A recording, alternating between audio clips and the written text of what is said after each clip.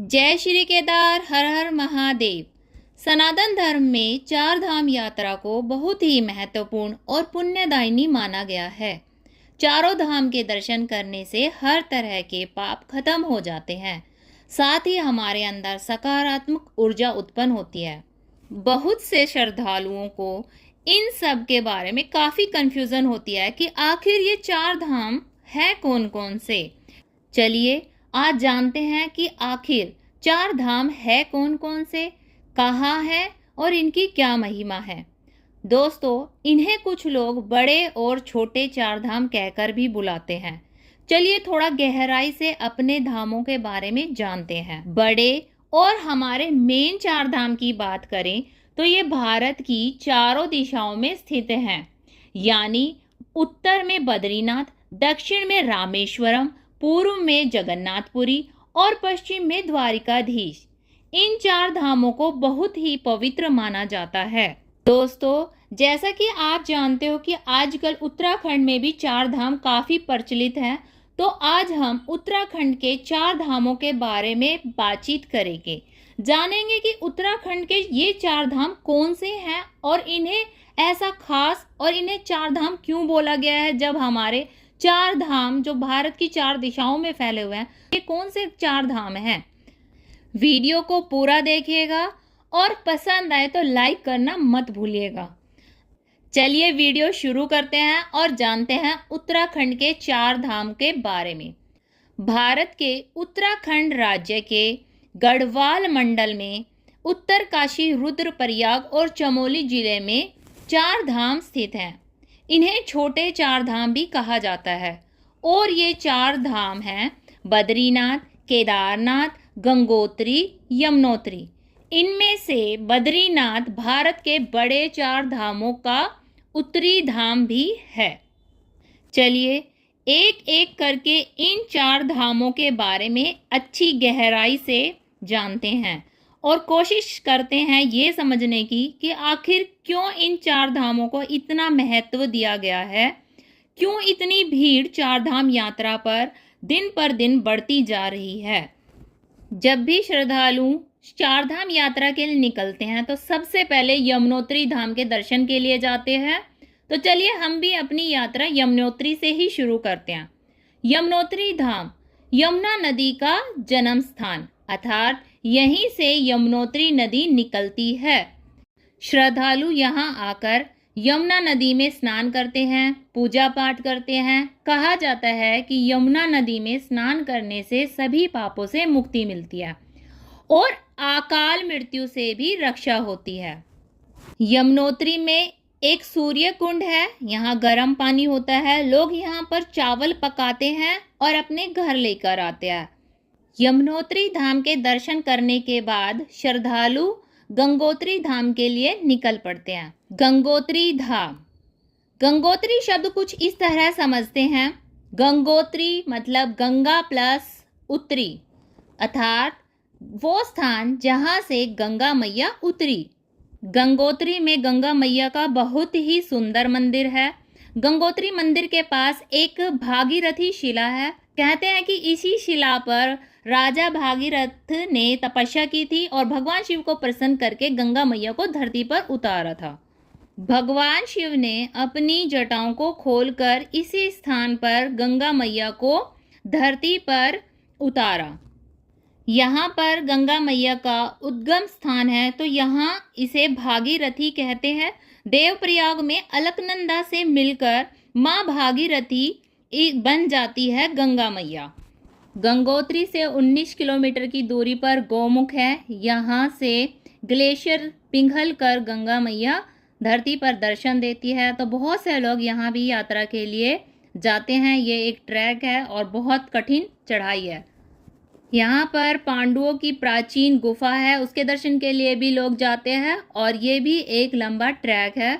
श्रद्धालु यहाँ पर स्नान करते हैं, जल भर कर अपने घर लेके आते हैं और गंगा मैया की छोटी सी एक बोतल में जल भरकर केदारनाथ के लिए भी लेकर जाते हैं।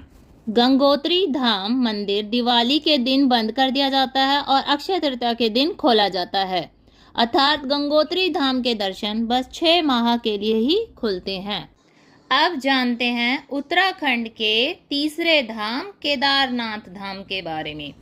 यूं तो चारों ही धामों की बड़ी महिमा है, लेकिन चारों धामों में से केदारनाथ के लिए भक्तों की अलग ही दीवानगी है। केदारनाथ गढ़वाल मंडल के रुद्रप्रयाग जिले में स्थित है। केदारनाथ मंदिर भगवान शिव के 12 ज्योतिर्लिंगों में से एक ज्योतिर्लिंग है।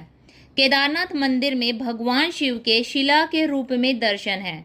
इस मंदिर का इतिहास पांडवों से जुड़ा हुआ है, इसीलिए इस मंदिर के अंदर 5 पांडवों के साथ माता कुंती, द्रौपदी और श्री कृष्ण भगवान की प्रतिमाएं बनी हुई हैं। भक्तों को यहाँ दर्शन पाकर एक अलग ही ऊर्जा महसूस होती है। भक्तों का कहना है कि उन्हें यहाँ आकर ऐसा लगता है मानो वो स्वर्ग में हो। सच मानिए, जब हमने केदारनाथ के दर्शन किए थे तो यही सब हमने भी महसूस किया।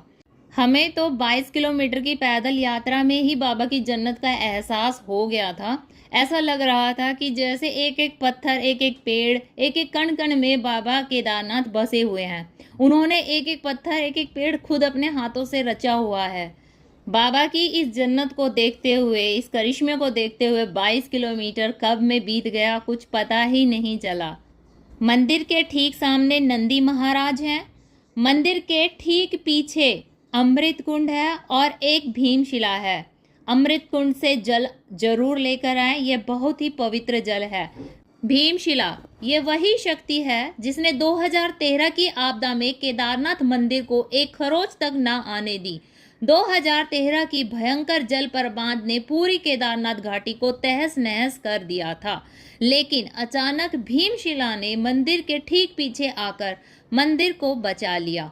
मंदिर के साथ नंदी महाराज का भी आपदा कुछ न बिगाड़ पाई। कलयुग में बाबा केदारनाथ का यह करिश्मा देखकर श्रद्धालुओं में बाबा केदारनाथ धाम के लिए और भी ज्यादा भक्ति और विश्वास बढ़ गया, और यही कारण है कि अब बुजुर्ग ही नहीं, यंग श्रद्धालु भी वहां दर्शन के लिए जा रहे हैं। चलिए अब जानते हैं उत्तराखंड के चौथे धाम बद्रीनाथ धाम के बारे में। बद्रीनाथ, यह है बद्रीनाथ। यह मंदिर भगवान विष्णु को समर्पित है। बद्रीनाथ मंदिर के आसपास जितनी भी जगह हैं उसे बद्रीनाथ के नाम से जानते हैं।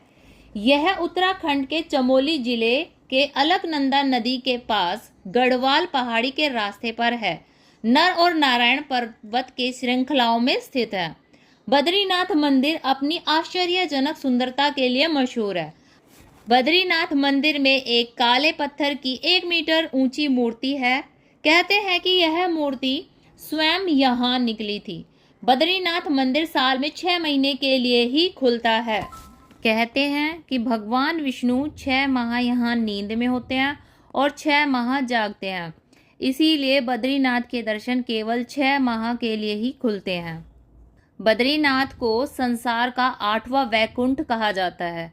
मानते हैं कि यहाँ अगर कोई श्रद्धालु एक बार दर्शन कर ले तो जीवन मरण के चक्र से मुक्ति पा लेता है। बद्रीनाथ मंदिर में एक तप्त कुंड है। इसका उपयोग औषधि के रूप में किया जाता है। बद्रीनाथ धाम उत्तराखंड के 4 धामों में तो आता ही है, साथ ही यह भारत के बड़े 4 धाम जो मेन प्रमुख धाम है उनमें से भी एक धाम है। तो इस तरह इस वीडियो के माध्यम से उत्तराखंड के 4 धामों की परिक्रमा हमारी समाप्त हुई। 4 धाम यात्रा वास्तव में एक पवित्र परिक्रमा है। जब कोई व्यक्ति 4 धाम यात्रा करता है तो वह वास्तव में 4 पवित्र स्थानों की परिक्रमा कर रहा होता है। वास्तव में कहा गया है कि 4 धाम यात्रा से व्यक्ति को जीवन मरण के चक्र से मुक्ति मिल जाती है। इसके साथ मुझे ऐसा लगता है अगर मानव जीवन हमें मिला है तो क्यों ना भगवान के इन पवित्र स्थान पर जाकर इनकी अद्भुत पावर को महसूस किया जाए। वहां सच्चे मन से जाकर देखें कि भगवान का क्या रूप और क्या महिमा है। इन पवित्र स्थानों का दर्शन हमारे मन को जो शांति और सुकून देता है वो और किसी चीज में नहीं मिलेगा। एक बार समय निकालकर आप किसी एक पवित्र स्थान पर जाकर दर्शन करिए, आप तभी वहाँ की पॉजिटिविटी को महसूस कर पाएंगे। उम्मीद करती हूँ कि मेरे द्वारा दी हुई जानकारी आपके मन की जिज्ञासा को शांत कर पाई होगी। वीडियो आपको इन्फॉर्मेटिव लगी हो तो प्लीज़ वीडियो को लाइक ज़रूर करिएगा और अपने फैमिली फ्रेंड्स के साथ शेयर करना बिल्कुल मत भूलिएगा। दोस्तों, अगर कोई ये केदारनाथ यात्रा, चारधाम यात्रा पर जा रहा है तो ये वीडियो उसके लिए काफ़ी इन्फॉर्मेटिव हो सकती है। तो प्लीज़ ज़्यादा से ज़्यादा आप अपने फैमिली फ्रेंड के साथ शेयर करिए। और अगर आप इस तरह की इंफॉर्मेटिव वीडियो देखना चाहते हैं तो मेरे चैनल को सब्सक्राइब करिए। मेरे चैनल पर आपको बहुत सारी इंफॉर्मेटिव वीडियो मिलेंगी। वीडियो को पूरा देखने के लिए आप सभी का बहुत बहुत धन्यवाद। तो चलिए मिलते हैं किसी और वीडियो में किसी नई जानकारी के साथ। हर हर महादेव, जय श्री केदार।